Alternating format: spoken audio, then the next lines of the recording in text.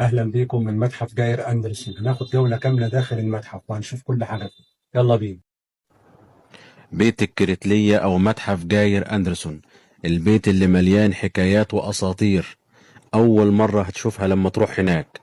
البيت اللي متصور فيه معظم الأفلام أو الأعمال الفنية اللي كلنا تابعناها وحبيناها، زي مسلسل الإمام الغزالي، وفيلم بين القصرين، وفيلم الفيل الأزرق، وفيلم سعد اليتيم، وفيلم شفيقة ومتولي، وفيلم التوت والنبوت.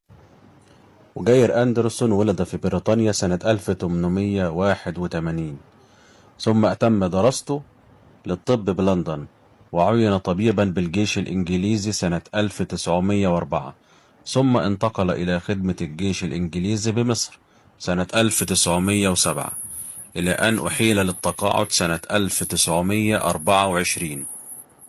استقر أندرسون بعدها بمصر التي عشقها، حتى إنه كتب في مذكراته المحفوظة بمتحف فيكتوريا: مصر أحب الأراضي إلى قلبي، بين جدران المنزل القديم بحي السيدة زينب العريق تفوح رائحة التاريخ وتتنفس عبق الزمان، وكأن عبقرية المكان تجعل من بيت الكريتلية أو متحف جاير أندرسون منارة للسياح في قلب القاهرة. منزل أثري بديع جوار مسجد ابن طولون، أعلى قمة جبل يشقر بحي السيدة زينب، وبجوار مسجد أحمد بن طولون.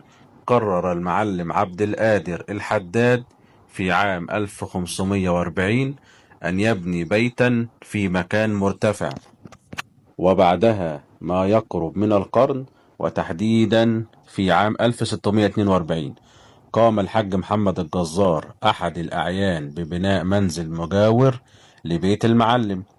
ومع اختلاف الزمن والأدوات والذوق العام الذي تغير في قرابة 100 عام، ظهر منزل الجزار الجديد بحلته البديعة من حيث المساحة والتصميم، فكان أكبر حجما وأجمل في المعمار والزخرفة.